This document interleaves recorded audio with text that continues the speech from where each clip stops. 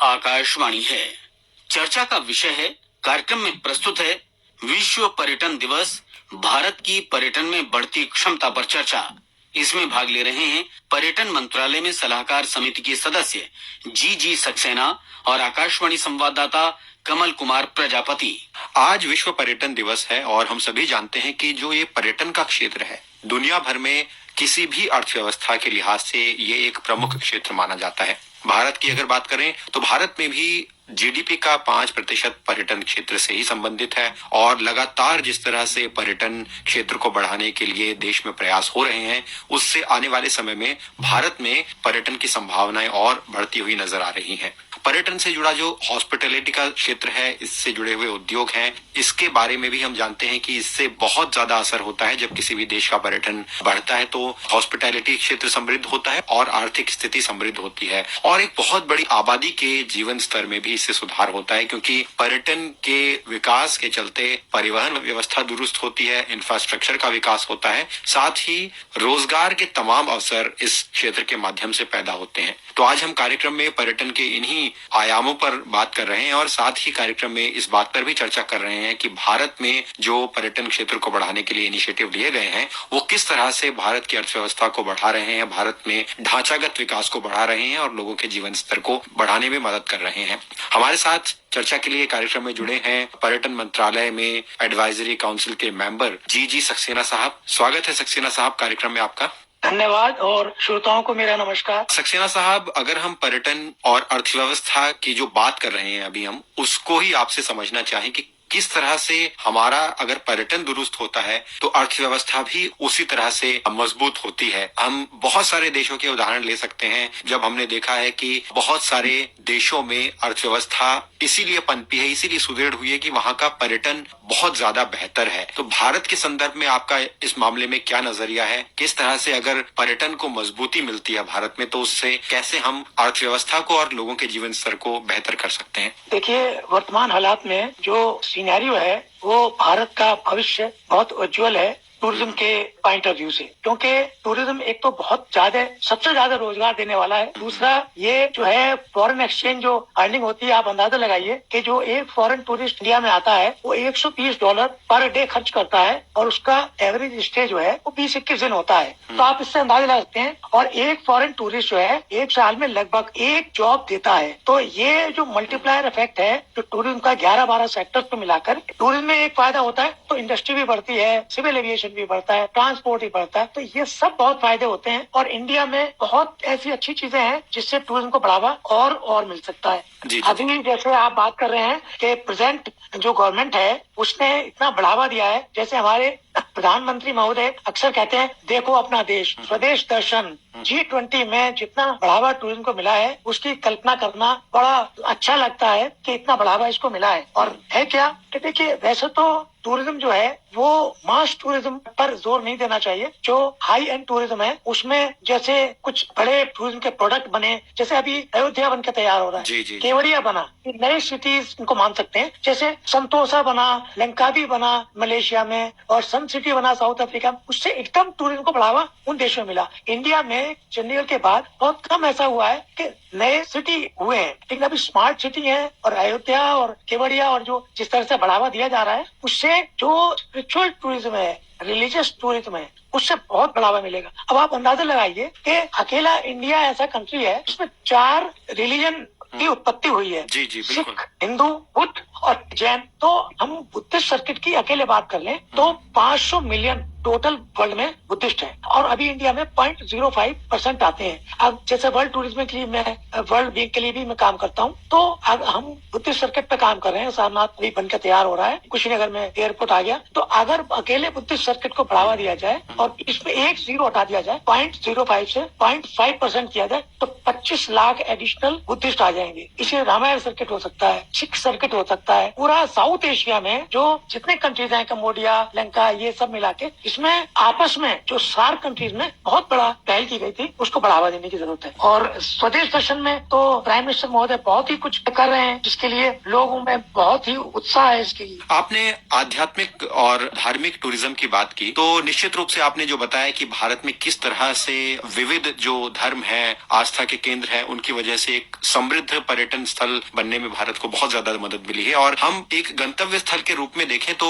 देखा भी गया है कि सरकार का बीते वर्षों में फोकस है कि जो पुराने आध्यात्मिक महत्व के स्थल हैं, चाहे हम बनारस में विश्वनाथ का उदाहरण ले सकते हैं, केदारनाथ का, और इस तरह से बहुत सारे ज्योतिर्लिंगों में जिस तरह से जीर्णोद्धार किया गया है उनका, और उसको नए तरीके से वहां पर अर्थव्यवस्था के अवसर भी खोले गए हैं। तो ऐसे में आपको क्या लगता है कि भारत में आगे आने वाले समय में जिस तरह से इन स्थलों का जीर्णोद्धार हो रहा है और आगंतुकों के लिए इन स्थलों को दोबारा बनाने से लेकर यहाँ की कनेक्टिविटी को दुरुस्त किया जा रहा है, चाहे हवाई अड्डा हो, रेल के जरिए लोगों का वहां तक पहुंचना हो, और जो स्थानीय परिवहन है उसकी व्यवस्था को दुरुस्त करना हो, तो आगे आने वाले समय में भारत आध्यात्मिक पर्यटन में कैसे एक बड़ा केंद्र बनकर उभर सकता है? ये बड़ा अच्छा सवाल है आपका। तो इस वर्ष जो थीम है वर्ल्ड टूरिज्म डे का, आपने बताया कि लास्ट माइल कनेक्टिविटी या रहने की व्यवस्था, तो ग्रीन इन्वेस्टमेंट है। ग्रीन इन्वेस्टमेंट का मतलब है पब्लिक ट्रांसपोर्ट बहुत लग्जरी वाली, कंफर्टेबल हो, तो टूरिस्ट उसमें जाना चाहेंगे बजाय इंडिविजुअल कार, जो कार्बन इमिशन की वजह से थोड़ा सा उसमें प्रॉब्लम आती है। जैसे मोटराइज लास्ट माइल व्हीकल में, लास्ट माइल कनेक्टिविटी में अगर वॉक वे बनाए अच्छे, तो उसमें वॉक करके जा सकते हैं, साइकिलों से जा सकते हैं। तो ग्रीन टॉयलेट की बात कर रहे हैं, जैसे रिसाइकलिंग ऑफ वाटर, एकोमोडेशन की बात कर रहे हैं, रिजॉर्ट बनाए जाए, होम स्टे को बढ़ावा दिया जाए, ताकि जो होटल तो बढ़ाएं, लेकिन सारे होटल भी 13 लाख कमरे हमारे पास हमने कैलकुलेशन किया है तो कम पड़े हैं अभी देखा जाए। तो कमरे बढ़ाने के लिए तो घरों में खाली घर है, उनमें अगर B&B होम स्टे को थोड़ा सा लिबरल वो दिया जाए, इनको कि 1 लाख टारगेट पर ईयर मान के चला जाए। देखिए ऐसा है कि मान लीजिए कि मैंने अभी 2020 में ग्रुप ऑफ मिनिस्टर्स में मैं ट्रेवल एंड टूरिज्म में कुछ मैंने रिकमेंडेशन दी थी, एक्सपर्ट होने के नाते मुझसे रिक्वेस्ट किया गया। उसमें मैंने 4-5 जो दिए, उसमें ये सबसे बड़ा था कि तो एकोमोडेशन पर ग्रीन एकोमोडेशन यानी कि इको टूरिज्म से रिलेटेड, और अगर होटल ही बनाने हैं जो बहुत जरूरत है, तो कुशीनगर में जगह खाली है, जितने बुद्धिस्ट सर्किट के, रामायण के जितने स्पिरिचुअल प्लेसेज है हमारे, मतलब उनका भरमार है उनमें, लेकिन व्यवस्था नहीं है, टेंटों की व्यवस्था करनी पड़ती है। तो वहाँ पर आवश्यकता इस बात की है कि वहाँ पर एकोमोडेशन का कोई जरिया बनाया जाए, कोई सस्ती और टिकाऊ और लग्जरियस एकोमोडेशन का किया जाए। तो इसके लिए होम स्टे भी हो सकते हैं। और दूसरा, जैसे एक होटल बनाने के लिए 55 लाइसेंसेज, परमिशन और NOC चाहिए, उसको ईज ऑफ डूइंग बिजनेस करने की जरूरत है। थोड़ा उसका जो इसमें सेंटर का थोड़ा सा वो करना पड़ेगा, क्योंकि सारे जो परमिशंस हैं वो स्टेट से आती हैं। स्टेट को थोड़ा सा इस मामले में डायरेक्शन दिया जाए, मोटिवेट किया जाए, तो सेंटर बहुत बड़ा रोल कर सकता है। इसके लिए क्या करना चाहिए कि या तो टूरिज्म जो कहीं कॉन्स्टिट्यूशन में डिफाइन नहीं है उसको कॉन्करेंट लिस्ट में लाया जा सकता है। उससे क्या होगा, जो बड़े बड़े प्रोजेक्ट स्टेट में चलाते हैं उसमें सेंटर उसमें मदद कर सकता है, और उसमें कुछ उसके जो है नियम बना सकता है, ताकि वो जो है उनका ओनरशिप स्टेट अपनी माने, और उसमें जो जितने बने हुए हैं प्रोजेक्ट, जैसे रेलवे का प्रोजेक्ट सबसे बढ़िया था, लेकिन बाकी प्रोजेक्ट जो है जो लार्ज इकोनॉमी वाले हैं उनमें इतना सक्सेसफुल नहीं हुआ। कारण क्या है कि थोड़ा सा स्टेट और सेंटर में उतना कनेक्टिंग डॉट्स नहीं है, उसकी जरूरत है। और जहाँ तक आपने अध्यात्म की और उसकी बात की है, अब देखिए कि 2 वर्ल्ड हेरिटेज साइट बनी है, शांति निकेतन और होयसला मंदिर। हम वर्ल्ड में लगभग टॉप पर हैं वर्ल्ड हेरिटेज साइट्स के मामले में, और अगले 10 साल में हर साल 2 भी अगर ऐड करेंगे, एक नेशन में करते हैं, तो हमारे चीन के बाद ऑलमोस्ट हम ही है इसमें नंबर 1 जो कल्चरल साइट्स के लिए। तो नेचुरल साइट्स, कल्चरल साइट्स और प्राइस कॉम्पिटिटिव इंडेक्स को अगर हम ध्यान में रखें, तो travel and tourism development index जो WEF का है, तो उसमें हम बहुत बड़ी बाजी मार सकते हैं। बिल्कुल, लेकिन इसमें एक सिस्टमेटिक अप्रोच की जरूरत है। आपने बहुत सारे उदाहरण दिए और कई ऐसे सुझाव भी रखे। कुछ आंकड़े हैं जो निश्चित रूप से ये दर्शाते हैं कि किस तरह से जो विदेश से या दूसरे देशों से आने वाले आगंतुक हैं उनका किस तरह से रुझान भारत की ओर बढ़ रहा है। अगर भारत के ट्रैवल मार्केट है उसको देखें तो वित्त वर्ष 2020 में अनुमानित $75 बिलियन से ये बढ़कर उम्मीद है कि वित्त वर्ष 2027 तक $125 बिलियन तक पहुंचने का इसका अनुमान है। एक ऐसा ही आंकड़ा है कि 2020 में भारत भारत के पर्यटन उद्योग में 31.8 मिलियन नौकरियां पैदा हुई, जो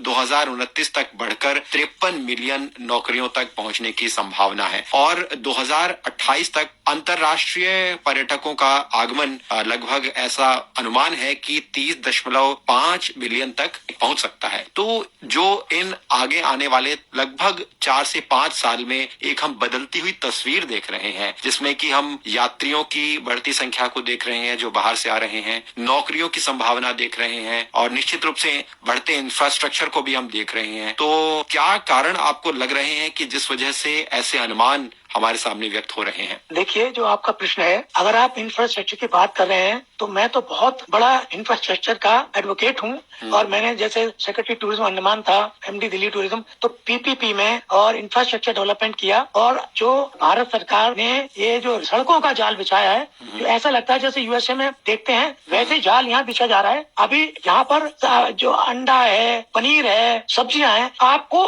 200 किलोमीटर दूर से यहाँ सुबह सुबह मुहैया हो जाती है। ये सब सड़कों के जाल की वजह से। आप अंदाजा लगाइए कि अगर ये 5 साल में अगर इस पर हम जोर दें तो हमारे जो अवेलेबिलिटी ऑफ आइटम्स हैं वो टूरिस्ट को हर जगह मुहैया हो जाएगी। यानी अगर गांव में जहाँ फार्म टूरिज्म और रूरल टूरिज्म अगर प्रमोट करें और वहाँ पर ये सब चीजें मुहैया हो तो लग्जरी टूरिस्ट जो है वो वहाँ रहेगा, आएगा।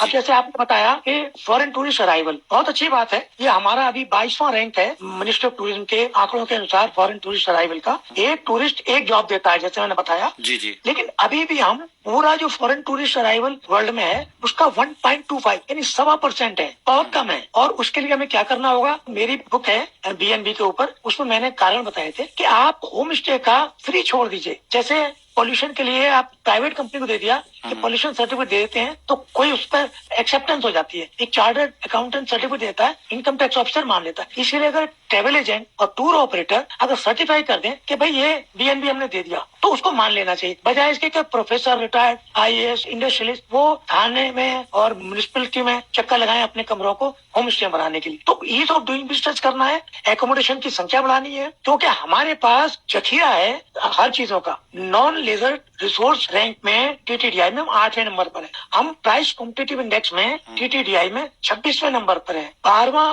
रैंक है हमारा कल्चरल रिसोर्सेज का, 6ठा रैंक है नेचुरल रिसोर्सेज। आप सोचिए कि अभी जो टूरिज्म डिमांड निकलती है वर्ल्ड में, पेरिस में कोई बैठा है, उसको अगर मान लीजिए कि अयोध्या आना है तो वो गूगल सर्च करेगा टूरिज्म डिमांड में, देखेगा अरे बड़ा ज्यादा वहाँ क्राउड है। तो हमारे पास वर्ल्ड में जो रैंकिंग है, अगर हमारी वो सुधरती है तो दुनिया में कहीं भी कोने में बैठा हुआ टूरिस्ट है वो दौड़ के इंडिया आएगा। तो इंडिया सेफ है, पीसफुल है और यहाँ कम्फर्ट है, सस्ता है। तो हमारे जो होटल में जो 16% से ज्यादा टैक्सेशन है वो भी कम कर दें तो हमारा आइडियल प्लेस हो जाएगा। क्योंकि आपको ताज्जुब होगा सुनकर कि जितने भी हमारे टूरिस्ट आते हैं वो इंडिया में 21 दिन ठहरते हैं अंदाजन। जबकि स्पेन में जो टूरिस्ट आता है, जो पहले नंबर 1 होता था, अब तो जापान और यूएसए है, तो स्पेन में सिर्फ 8 दिन ठहरता है और वो $800 टोटल मिला के खर्च करता है स्पेन में। क्यों? क्योंकि वो महंगा बहुत है। वो भागना चाहते हैं क्योंकि योगा टूरिज्म जो बढ़ावा जिस तरह से इस सरकार ने दिया है उसका जवाब नहीं। Spiritual tourism, yoga tourism, religious tourism जिस तरह से बढ़ रहा है, लोग आना चाहते हैं किसी तरह इंडिया देखें।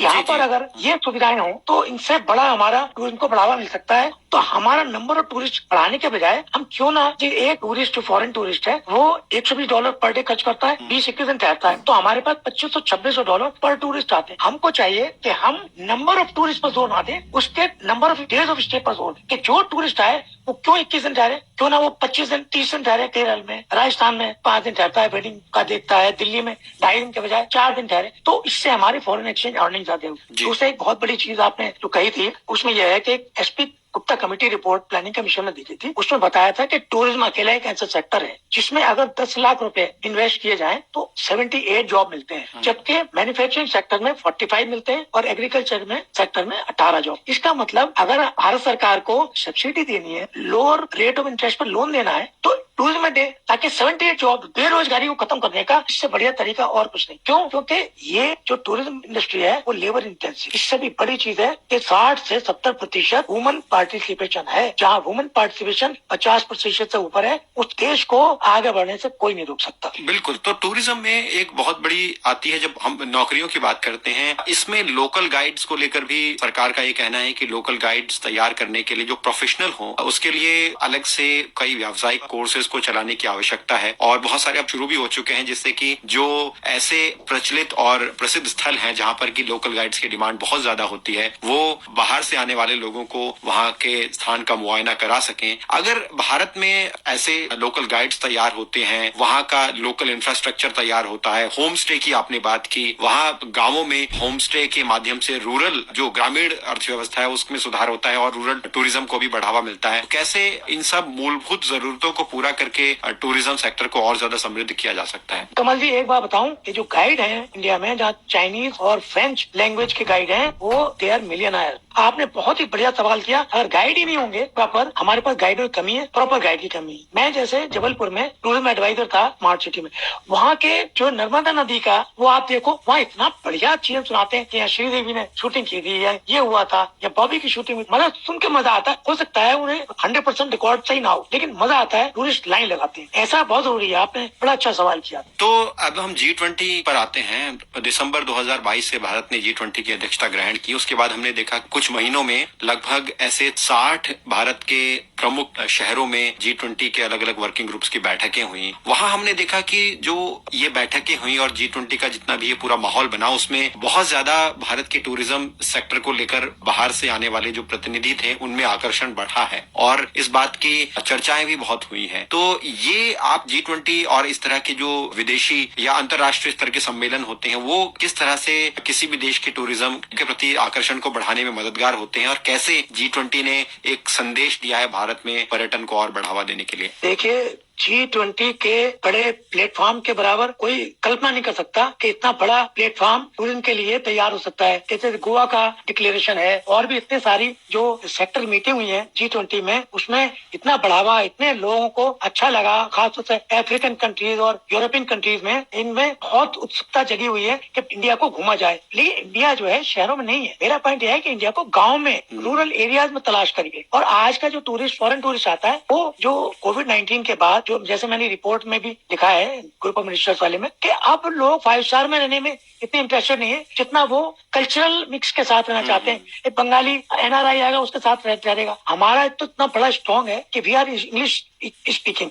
शहरों में वो कवर कर लेते हैं। गांव में हम छोटा मोटा अगर इनकी सॉफ्ट स्किल ट्रेनिंग करके, अगर वो रूरल जो आर्टिसन है, क्राफ्टमैन है, हमारी कॉटेज इंडस्ट्री फिर से चल उठेगी। जैसे अभी प्रधानमंत्री महोदय ने मन की बात में बताया था कि एक लक्ष्मी देवी जो है वो पत्तल बनाने का, अगर ऐसे हिमाचल में और हर जगह जो ये कॉटेज इंडस्ट्री है, जो कुटीर उद्योग अगर पनप जाए, इनका बैकवर्ड लिंकेजेस और फॉरवर्ड लिंकेजेस मिल जाए, तो कितना बड़ा मार्केट क्रिएट सकता है, आप अंदाजा नहीं लगा। ये G20 की बहुत बड़ी खासियत थी। लेकिन दुख इसमें इस बात का है कि अभी तक, जैसे मैं वर्ल्ड बैंक के लिए हम काम करते हैं आगरा में, मथुरा में और सारनाथ और इन जगहों में, वहाँ पे जो हमारे जो टूर ऑपरेटर्स हैं और ट्रेवल एजेंट्स हैं, वो हमारे फॉरेन टूरिस्ट को एक प्रस्ताव देते हैं कि आपका खाना है, ये आपका पानी है, ये आपका सॉफ्ट ड्रिंक है, आपने मार्केट से कुछ नहीं खरीदना। अरे अगर मार्केट से कुछ नहीं खरीदोगे तो लोकल को क्या फायदा? तो इंक्लूसिविटी बहुत जरूरी है। और G20 में जो sustainable development goals number 8, number 12, number 14, sustainability के बारे में, राइट कंजम्पशन के बारे में, और कार्बन के फुटप्रिंट कम से कम हो, के इमिशन कम हो, इनके बारे में जितनी जागरूकता लाए गए हैं, उसमें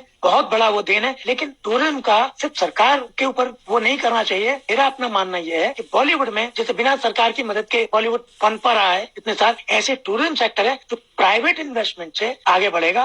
और इसमें कम्युनिटी पार्टिसिपेशन भी जरूरी है। एग्जैक्टली। तो इंक्लूसिविटी तभी आएगी जब होस्ट कम्युनिटी में, अगर आपने उसको, जो घरेलू उद्योग वाले हैं, वो अपना खिलौना नहीं बेचेगा, वो अपने आइटम नहीं बेचेगा, अपना कैसे वो आइसक्रीम बनाता है, कैसे, उसको टेस्ट नहीं करेंगे। और हाइजीन देखने की जरूरत है। सॉफ्ट स्किल ट्रेनिंग चाहिए जी। अच्छा सक्सेना साहब, हम जब डोमेस्टिक टूरिज्म की बात करते हैं तो घरेलू पर्यटन को भी बढ़ावा दिया जाना उतना ही जरूरी है जितना कि हम बाहर से आने वाले आगंतुकों के लिए पर्यटन को बढ़ावा देते हैं। इस मामले में हम देखें तो कई बड़ी महत्वपूर्ण पहल हुई हैं। देखो अपना देश एक ऐसी ही पहल रही। इस तरह से हम एक भारत श्रेष्ठ भारत को भी ले सकते हैं, जिसमें हमने देखा कि बहुत सारे स्टूडेंट एक्सचेंज कार्यक्रम हुए, जिसमें एक राज्य से दूसरे राज्य में विद्यार्थी या युवा जाकर वहाँ की संस्कृति को समझते थे, वहाँ की भाषा और वहाँ की कला, वहाँ के खान पान से परिचित होते थे। अभी भी ये एक्सचेंज कार्यक्रम चल रहे हैं। और हमने देखा कि जो हवाई यात्रा है उसको लेकर उड़ान जैसी योजना संचालित की गई, जिसमें कि एक अफोर्डेबल यात्रा हवाई जहाज के माध्यम से भारत में संभव हो सकी है। तो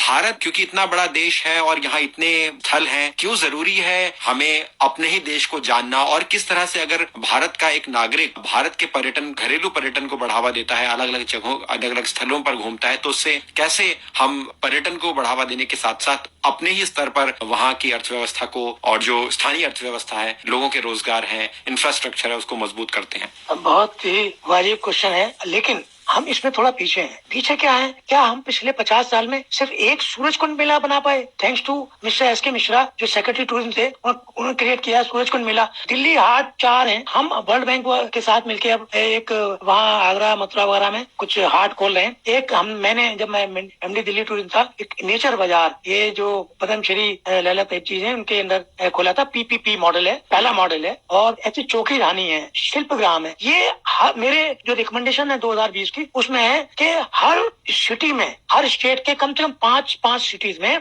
एक सूरजकुंड मेला टाइप होना चाहिए। हर स्टेट में एक, हर सिटी में 1 प्रोडक्ट और 1 डिस्ट्रिक्ट 1 प्रोडक्ट चलाया। वैसे हर जगह होने चाहिए। जैसे मेरा होम टाउन मुरादाबाद है। अब मुरादाबाद में पीतल के, हम अगर वो विदेशों में जाते हैं, हमारे देश वालों को पता ही नहीं है। मतलब ये कि महाराष्ट्र में ये लोगों को पता नहीं कि मुरादाबाद है वो पीतल के लिए प्रसिद्ध है, कानपुर चमड़े के लिए प्रसिद्ध है। ये पब्लिसिटी की जरूरत है, इसमें मार्केटिंग। और इसके लिए क्या है कि जो रूरल, जो हमारा 1.3 करोड़ हमारे आर्टिसन है, जो मानते हैं हम, लेकिन मेरा अपना मानना है कि ये संख्या बहुत कम है। इसके 4 टाइम्स है, क्योंकि एक परिवार में अगर कोई पीएचडी है तो वो पीएचडी अकेला होता है, लेकिन अगर एक वो कलाकार है जो पेंटिंग करता है, उसका पूरा परिवार करता है। हर परिवार का सदस्य शामिल है। 4 गुना मानिए। इनका इन्यूमरेशन दोबारा होना चाहिए, इसकी मैपिंग होनी चाहिए और इनको बढ़ावा मिलना चाहिए। और सबसे बड़ी बात जो THHC करता है, tourism and hospitality sector council, इसी तरह वो करे, वो है RPL, recognition of prior learning. हर एक को ये सामान बनाने आते हैं, उनको एक सर्टिफिकेट मिल जाए कि यू आर ट्रेन्ड फॉर कशीदाकारी, तो उनको जॉब मिल सकता है। इनके लिए मार्केट तय हो सकते हैं। लुम्बिनी कहते हैं, हमने बनाया, 25 लेडीज चलाती हैं उसको। सिर्फ वो घर में पर्दा नशीन थी, कभी बाहर नहीं निकली। आज बहुत सक्सेसफुल प्रोजेक्ट है। इंडिया में वैसे ही बनाने की जरूरत है। अगर हम भारत में जो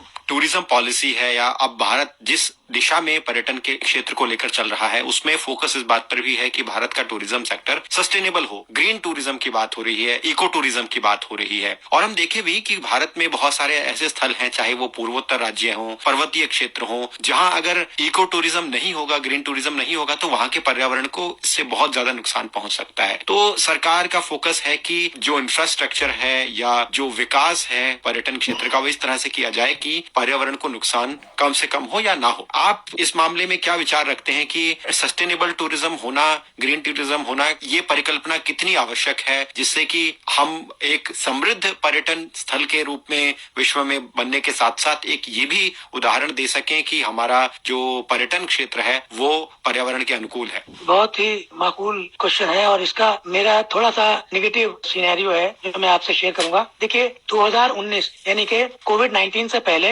एक travel and tourism competitive index होता था। इसमें thanks to prime minister and this सरकार के हमारा रैंकिंग करीब करीब 50 से ऊपर उठते उठते 34 आ गया था। 2017 में के बाद जो रैंकिंग हुई, देखा हमारा 8 नीचे चला गया, 7-8 नीचे चला गया। और अब जो हमने सस्टेनेबिलिटी और रेजिलियंस के जो फैक्टर्स जोड़े हैं कि हमारा जो भी टूरिज्म प्रोडक्ट है, जो टूरिज्म की जितनी हमारी आवश्यकताएं हैं, उनमें पूरा करने के लिए सस्टेनेबिलिटी और रेजिलियंस का फैक्टर नहीं इस्तेमाल होता। अभी नीति आयोग में भी थोड़ा चर्चा चली इस बात की कि हम जो रैंकिंग है उस पर जोर दें। ये जो 54वीं रैंकिंग है, इसको हम कुछ छोटा मोटा ठीक मेहनत करके हम इसमें 10 कदम ऊपर आ सकते हैं, यानी 44 आ सकते हैं। लेकिन मिनिस्ट्री उस पर काम कर रही है और मिनिस्ट्री में इसको ऐसे अफसरान है, बहुत पॉजिटिव है। और अगर ये काम हो गया तो एक तो ये है कि रैंकिंग हम अच्छी करेंगे TTDI। दूसरी बहुत बड़ी चीज कमल साहब, आपको पता होना चाहिए कि हम हर बारे में पूछते हैं कि फला स्टेट कितना नंबर है रैंकिंग में, फला स्टेट फाइनेंस में, ट्रैवल टूरिज्म में कोई है ही नहीं। हम सिर्फ ये जानते हैं तमिलनाडु फॉरेन टूरिस्ट अराइवल में नंबर 1 है। हम देखें ट्रैवल एंड टूरिज्म इंडेक्स जो है